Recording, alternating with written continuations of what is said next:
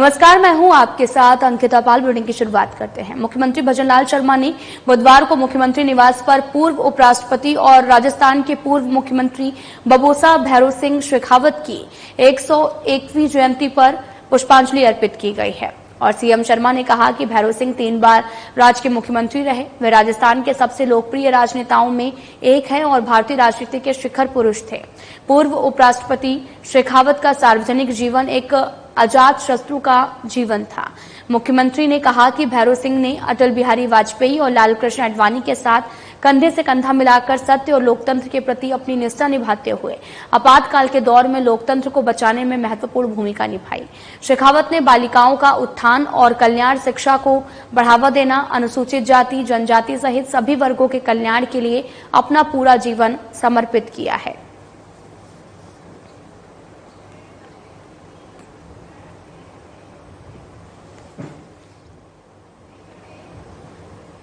तो वहीं भारत के पूर्व उपराष्ट्रपति भैरों सिंह की जयंती पर प्रदेश कार्यालय में कार्यक्रम का आयोजन किया गया है और साथ ही इस दौरान प्रदेश अध्यक्ष मदन राठौर, उपाध्यक्ष नारायण पंचारिया और साथ ही महामंत्री दामोदर अग्रवाल सहित अन्य पदाधिकारियों ने प्रदेश कार्यालय पर पुष्पांजलि अर्पित की।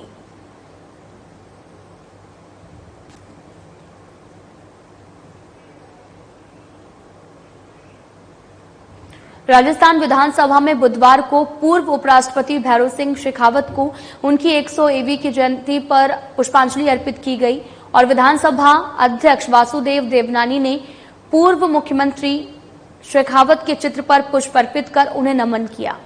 विधानसभा अध्यक्ष वासुदेव देवनानी ने शेखावत का स्मरण करते हुए कहा कि जन जन के हितैषी शेखावत की राजस्थान के विकास में अहम भूमिका थी। वे अच्छे स्टेटस मैन भी थे और साथ ही राजस्थान के सर्वांगीण विकास में उनका महत्वपूर्ण योगदान रहा। उन्होंने गरीबों के कल्याण के लिए अनेक योजनाएं बनाई, उन्हें राज्य में क्रियान्वित किया। राजस्थान में उनके द्वारा शुरू किए गए अंत्योदय कार्यक्रम की पूरे देश में सराहना हुई थी। राजस्थान में साक्षरता, औद्योगिकीकरण को बेहतर बनाने के लिए पूर्व सीएम शेखावत की अहम भागीदारी रही है।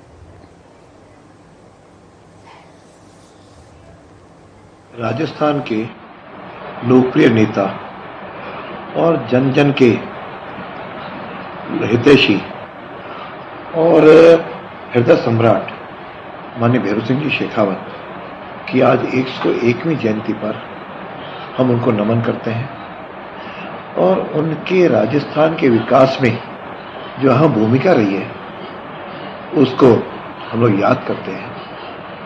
माननीय भैरों सिंह जी शेखावत अच्छे स्टेट्समैन थे। विपक्ष और पक्ष को साथ लेकर के पूरे राजस्थान के सर्वांगीण विकास में उनका अद्भुत योगदान रहा है और अंत्योदय जो सबसे पिछड़ा व्यक्ति है उसको सबसे पहले उसकी पहचान कर उसका जीवन स्तर ऊंचा उठाने में उन्होंने कई योजनाएं बनाई, लागू की और क्रियान्वित की, जिसके आधार पर राजस्थान के गरीब लोगों का जीवन स्तर भी ऊंचा उठा और राजस्थान में साक्षरता और औद्योगिकीकरण के भी बेहतर बनाने के लिए उनके बहुत कोई योजनाएं बनी। पर्यटन के लिए भी उनका योगदान था। मैं समझता हूं कि वह ऐसे अद्भुत व्यक्तित्व के धनी थे जिनको आज भी प्रत्येक व्यक्ति याद करता है। मैं उनको नमन करता हूं और आज राजस्थान विधानसभा में भी हमने उनको पुष्पांजलि अर्पित की है। ऐसे अद्भुत व्यक्ति वर्षों तक हमें याद आते रहेंगे और हम सबका ये कर्तव्य है कि हम उनकी प्रेरणाओं के आगे बढ़ें, उनके द्वारा किए गए कार्यों को आगे बढ़ाएं। जयपुर ग्रामीण और दूदू जिलों के जिला स्तरीय इन्वेस्टर मीट का आयोजन 8 नवंबर 2024 को राजस्थान इंटरनेशनल सेंटर जयपुर में किया जाएगा। मीट के सफल आयोजन के लिए संपूर्ण जिले के उद्यमियों से संपर्क किया जा रहा है और इसी कड़ी में मंगलवार को अतिरिक्त जिला कलेक्टर सुमन पवार ने 22 गोदाम और सुदर्शनपुरा औद्योगिक क्षेत्र के उद्यमियों और निवेशकों से संवाद किया है। बैठक में औद्योगिक क्षेत्र के समस्याओं के निराकरण के लिए औद्योगिक संघ ने ज्ञापन सौंपा। अतिरिक्त जिला मजिस्ट्रेट ने आश्वासन दिया कि उन्हें उचित फोरम के माध्यम से निदान कराने के प्रयास भी किए जाएंगे। बैठक में लघु उद्योग भारती से अंजू सिंह, सुनीता शर्मा, अनिल खुराना और अन्य पदाधिकारी उपस्थित रहे।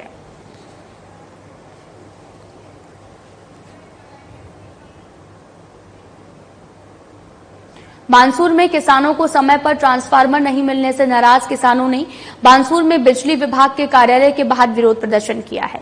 विभाग के खिलाफ नारेबाजी की गई। किसानों ने बताया कि विभाग के अधिकारियों की लापरवाही से पिछले 1 महीने से ट्रांसफार्मर के लिए विभाग के अधिकारियों के चक्कर भी लगा रहे हैं, लेकिन अधिकारी कोई सुनवाई नहीं कर रहे। किसानों ने बताया कि इस समय रबी की फसल बुआई की तैयारी को लेकर सिंचाई की जा रही है।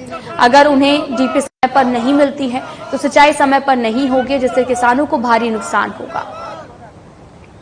इस दौरान राकेश डायमा ने भी बताया कि आज कई गांवों के किसान डीपी लेने के लिए बिजली विभाग के कार्यालय पर आए हुए थे, लेकिन किसानों को डीपी समय पर नहीं दी जा रही है।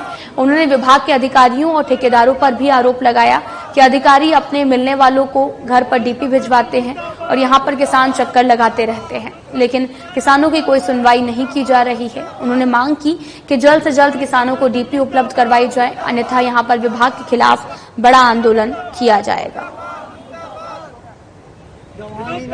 हमारे जो बानसूर किसान हैं उनके साथ रोज अत्याचार हो रहा है। ये बिजली विभाग लगभग 1 महीने से डीपी के लिए इंतजार कर रहा है, जबकि किसान का इस टाइम फसल का टाइम है। आप सोचो कि जो फसल है उड़ाई का टाइम है और यदि खेत बो जाएंगे तो रास्ते बंद हो जाएंगे आम किसानों के। तो आज ये सोचो 4-4, 5-5 दिन के लिए जो टाइम होता है उसका 1 महीने का वेट कर रहे हैं। और ये ठेकेदार और यहाँ बैठे जो बिजली विभाग प्रशासन के अधिकारी हैं, ये अपने जो खुद के जो जानकार लोग हैं उनको पैसों के उनके घर जाके डीपी दे के आते हैं। और ये किसान आदमी है, उनको आम आदमी को परेशान कर रहे हैं और नहीं कोई जवाब है। या नयन साहब बैठे हैं, न जैन साहब बैठे हैं और बाबू बैठे हैं, वो किसानों से अभद्र भाषा से बात करते हैं। इसके खिलाफ हम यहाँ किसान आदमी इकट्ठे हुए हैं और हम प्रशासन से आपके माध्यम से आह्वान करते हैं कि समय रहते इनकी कार्यशैली सुधार करे, नहीं हम यहाँ जन आंदोलन करेंगे। विश्वविद्यालय जयपुर में 9वें आयुर्वेद विकास के अवसर पर रक्तदान शिविर का आयोजन किया गया है। रक्तदान शिविर का शुभारंभ कुलपति प्रोफेसर संजीव शर्मा ने किया है। इस अवसर पर कुलपति प्रोफेसर संजीव शर्मा ने कहा कि 9वें आयुर्वेद विकास के उपलक्ष्य पर राष्ट्रीय आयुर्वेद संस्थान में कई कार्यक्रम एवं गतिविधियों का आयोजन किया जा रहा है। इन कार्यक्रम की संख्या के अंतर्गत विशाल रक्तदान शिविर का आयोजन किया गया। रक्तदान से हम कई अनमोल जीवन को बचा सकते हैं। रक्तदान शिविर में राष्ट्रीय आयुर्वेद संस्थान के शिक्षकों, चिकित्सकों और अधिकारियों, विद्यार्थियों और कर्मचारियों ने बड़ी संख्या में रक्तदान किया है। रक्तदान शिविर में कुल 70 यूनिट रक्त एकत्रित किया गया। रक्तदान करने पर सभी रक्तदाताओं का सम्मान किया गया। उन्हें डोनर सर्टिफिकेट दिया गया है।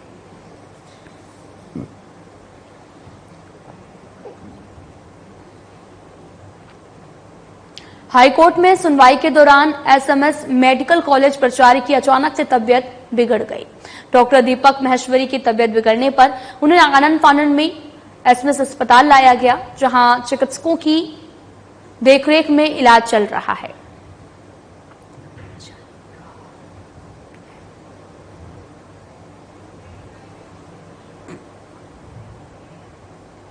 बुधवार को पुलिस मुख्यालय में RPIDCL के तहत में निर्माण कार्यों की गुणवत्ता निगरानी और रखरखाव के लिए उत्कृष्ट कार्य करने वाले कर्मियों के सम्मान के लिए कार्यक्रम आयोजित किया गया है। इस दौरान कार्यक्रम को संबोधित करते हुए राजस्थान पुलिस आधारभूत संरचना विकास निगम लिमिटेड के अध्यक्ष उत्कल रंजन साहू ने कहा कि पुलिस विभाग के तहत निर्माण कार्यों की गुणवत्ता का पर सतत फोकस जरूरी है। उन्होंने कॉरपोरेशन द्वारा बनाई गई बिल्डिंग्स के लीक से हटकर डिजाइन और कार्यों में क्वालिटी के लिए ADG हाउसिंग और साथ ही RPIDCL के प्रबंध निदेशक विनीता ठाकुर और निगम की पूरी टीम के प्रयासों की सराहना करते हुए उनको बधाई दी गई है। कार्यक्रम में DGP ने निगम में निर्माण कार्यों के प्रबंधन और देखरेख से जुड़े अधिकारियों सहित 45 पुलिस कर्मियों को नगद राशि और प्रशस्ति पत्र देकर सम्मानित किया गया।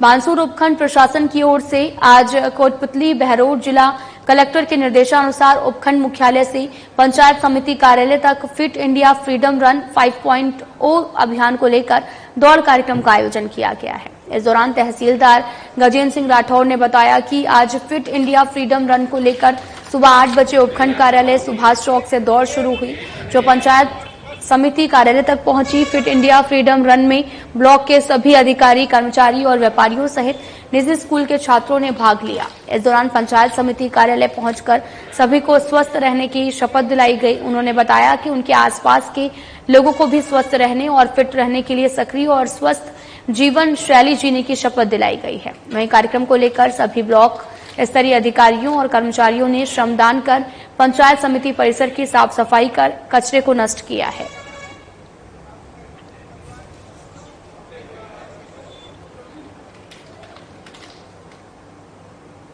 खाद्य और नागरिक आपूर्ति और उपभोक्ता मामले विभाग के कंज्यूमर केयर अभियान के तहत बुधवार को आपको बताते चले कि लूणकरणसर क्षेत्र में भी औचक कार्रवाई की गई है।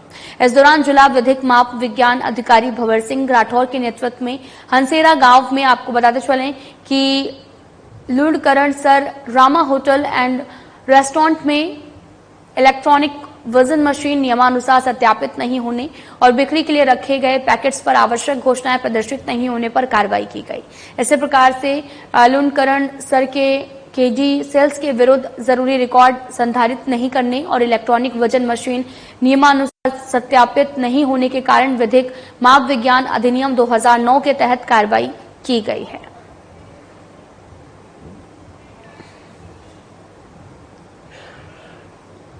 संसदीय कार्य विधि और न्याय मंत्री जोगाराम पटेल ने मंगलवार को पूर्व मंत्री और सुरसागर से पूर्व विधायक मोहन मेघवाल के निधन पर उनके निवास पहुंचकर श्रद्धांजलि अर्पित की है और पटेल ने मोहन मेघवाल की पार्थिव शरीर पर पुष्प अर्पित कर उनको नमन किया और शोक संतप्त परिजनों को सांत्वना दी है।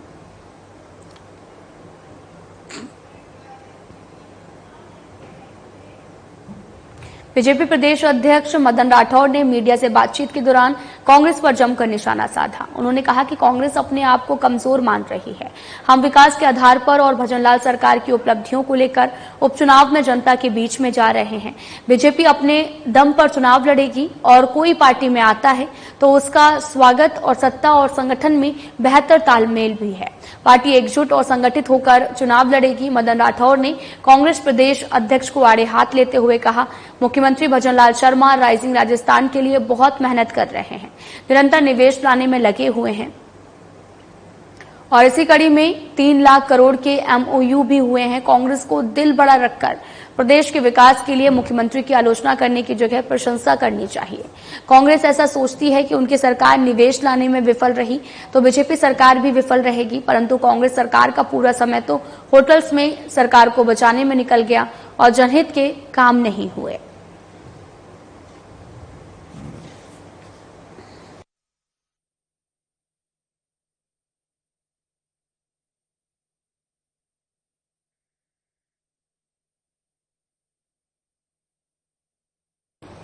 बीकानेर में मुद्रा मेमोरियल चैरिटेबल ट्रस्ट द्वारा बनाई जा रही मेडिसिन विंग देखकर शिक्षा मंत्री मदन दिलावर अभिभूत हो गए हैं। उन्होंने यहां की दानशीलता की प्रवृत्ति को अनुकरणीय बताया और कहा कि ट्रस्ट द्वारा बनाई जा रही यह अस्पताल आमजन के लिए बेहद लाभदायक साबित होगी। ट्रस्ट के इस कार्य को आने वाली पीढ़ियां याद रखेंगी। शिक्षा मंत्री ने सोमवार देर शाम इसका अवलोकन किया है। उन्होंने कहा कि मुद्रा परिवार का जन्मभूमि से इतना लगाव अभिभूत करने वाला है कि कमाई का इतना बड़ा हिस्सा जनहितार्थ में लगाना प्रेरणादायी है। उन्होंने कहा कि लगभग 100 करोड़ रुपए की लागत से बनने वाली ये अस्पताल मुद्रा ट्रस्ट को अमर कर देगी। उन्होंने निर्माणाधीन भवन का अवलोकन किया और इसे बनाने की आधुनिक तकनीकी की भी सराहना की है। मुद्रा ट्रस्ट के ट्रस्टी किशन मुद्रा ने भी बताया कि ट्रस्ट के मुख्य ट्रस्टी कन्हैयालाल मुद्रा की भावना है कि अर्जित धन का बड़ा हिस्सा जनहित में लगाया जाए। ट्रस्ट इसी परिकल्पना के आधार पर कार्य कर रहा है।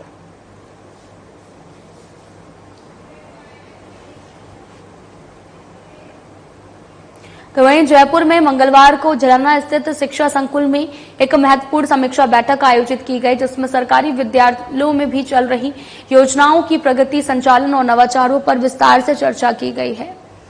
बैठक की अध्यक्षता कृष्ण कुणाल, शासन सचिव, स्कूल शिक्षा, भाषा, पुस्तकालय विभाग और पंचायती राज विभाग ने की है।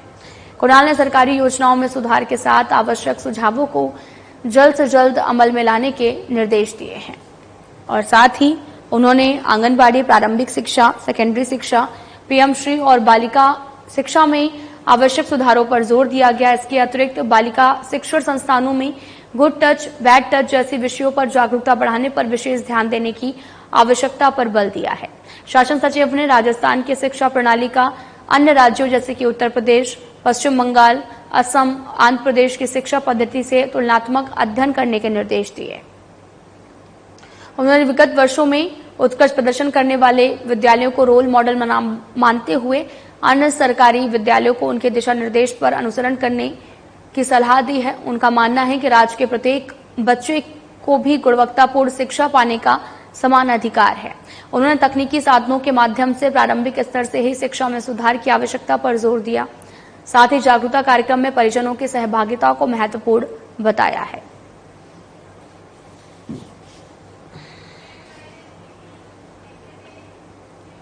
जयपुर ग्रामीण और दूदू जिले की जिला स्तरीय इन्वेस्टर मीट का आयोजन 8 नवंबर 2024 को राजस्थान इंटरनेशनल सेंटर जयपुर में किया जाएगा। मीट में सफल आयोजन के लिए संपूर्ण जिले के उद्यमियों से संपर्क किया जा रहा है और इसी कड़ी में मंगलवार को अतिरिक्त जिला कलेक्टर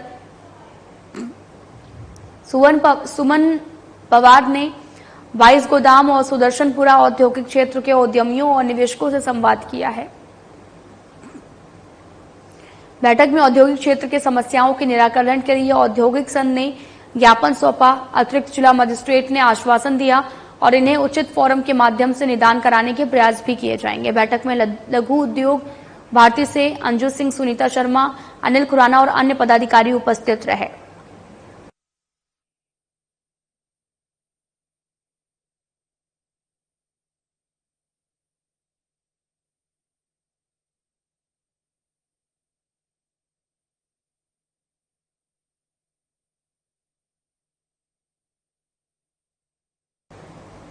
आपको बताते चले कि जोरावर सिंह गेट स्थित राष्ट्रीय आयुर्वेद संस्थान मानद विश्वविद्यालय में बौद्धिक संपदा अधिकार विषय पर एक दिवसीय कार्यशाला का आयोजन किया गया है और कार्यशाला का उद्घाटन भारत सरकार के पेटेंट अधिनियम, डिजाइन अधिनियम और ट्रेडमार्क अधिनियम के महानियंत्रक प्रोफेसर उन्नत पंडित, ज्वाइंट कंट्रोलर रेखा विजयम, राष्ट्रीय आयुर्वेद संस्थान के कुलपति प्रोफेसर संजीव शर्मा ने किया है।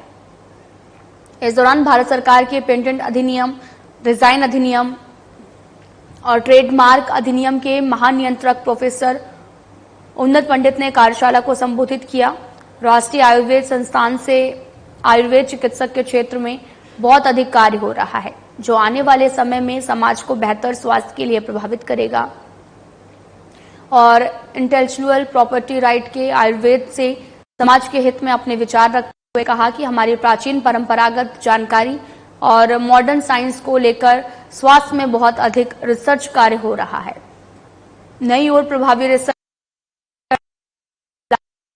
पेटेंट का बड़ा योगदान है। उन्होंने चीन का उदाहरण देते हुए कहा कि चीन से संबंधित आयुष विभाग और उनके मेडिसिन प्लांट और औषधियों की खपत पूरे विश्व में बड़ी मात्रा में हो रही है, जबकि हम उससे बहुत दूर हैं। राष्ट्रीय आयुर्वेद संस्थान को 5 साल के लिए IPR चेयर की प्रोफेसरशिप दिया गया है, जिससे राष्ट्रीय आयुर्वेद संस्थान के साथ साथ देश के अन्य संस्थाओं के चिकित्सक और शिक्षकों की IP के विषय में जानकारी मिले।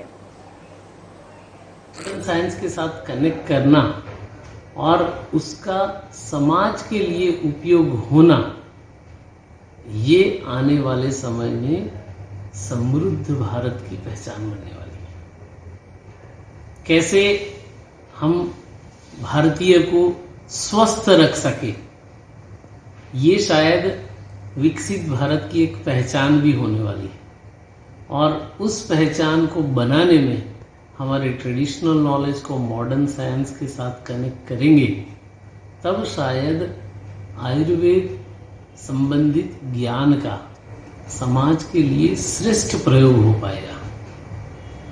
इन्हीं विषयों पर आज नेशनल इंस्टीट्यूट ऑफ आयुर्वेदा में एक राउंड टेबल के माध्यम से मंथन शुरू हुआ है। नेशनल इंस्टीट्यूट ऑफ आयुर्वेदा को IPR चेयर प्रोफेसरशिप भी मिली है। तो आने वाले समय में बौद्धिक संपदा केंद्रित ऐसे नए नवाचार का प्रयोग करना, होना और इसे प्रेरित करना, इस दिशा में NIA काम करने जा रहा है। बौद्धिक संपदा कार्यालय पूर्ण रूप से ऐसी अवेयरनेस इनिशिएटिव को समर्थन भी करता है, प्रेरित भी करता है। आयुष मंत्रालय भी इसके साथ जुड़ के कार्य करता है और करने के लिए संकल्पित है। सामूहिक प्रयास से ही शायद एक नई व्यवस्था खड़ी की जा सकती है और ऐसी नई व्यवस्था की आवश्यकता आज हमारे सामने है और इसे पूर्ण करना ये इस मंथन का लक्ष्य रहा है। और आने वाले समय भी कई ऐसे कार्यक्रम जयपुर में आयोजित होंगे। आशा करता हूं कि सारे ही नवाचारकर्ता, अनुसंधानकर्ता कुछ ऐसी प्रक्रिया की प्रोसेस से पास ऑन होंगे और नया संशोधन आने वाले समय में आयुर्वेदा की फील्ड में हमें देखने को मिलेगा। एक दिवसीय कार्यशाला एनआईए के प्रांगण में की। सर्वप्रथम मैं इस कार्यशाला के उपलक्ष्य में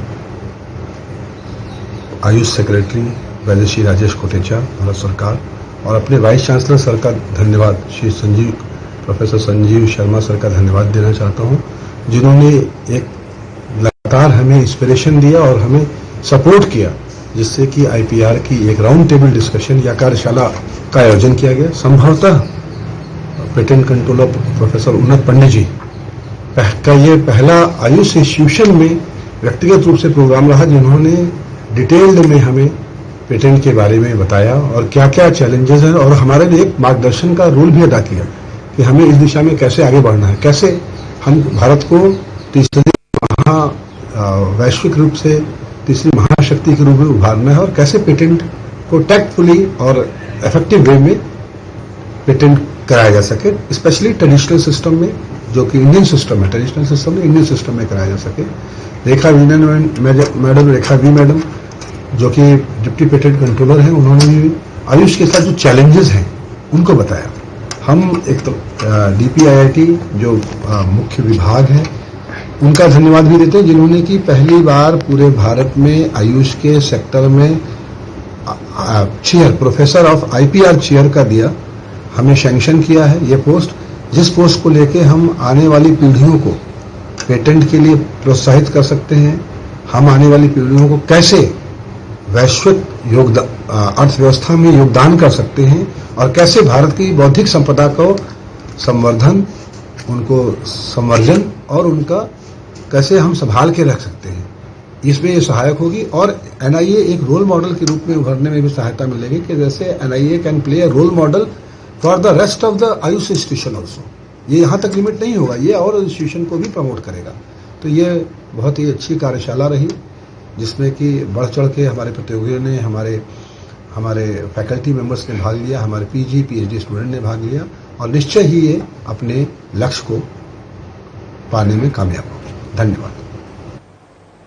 बीकानेर पश्चिम विधायक जेठानंद व्यास ने मंगलवार को जयपुर में चिकित्सक और स्वास्थ्य विभाग की प्रमुख शासन सचिव गायत्री राठौर से मुलाकात की है। विधायक ने एसडीएम राजकीय जिला चिकित्सालय के उन्नयन की घोषणा पर राज्य सरकार का आभार जताया। उन्होंने बताया कि ये पुराने शहरी क्षेत्र का प्रमुख अस्पताल है और इसमें सुविधाओं का विकास होने से पीबीएम अस्पताल पर भार कम होगा, आमजन को बेहतर चिकित्सा सुविधाएं भी मिलेंगी।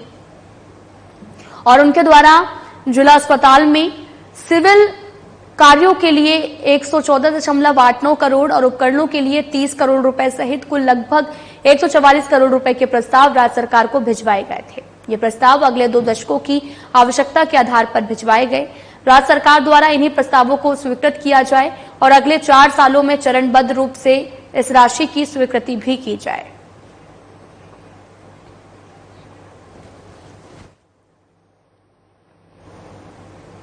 फिलहाल बुलेटिन में इतना ही। नमस्कार।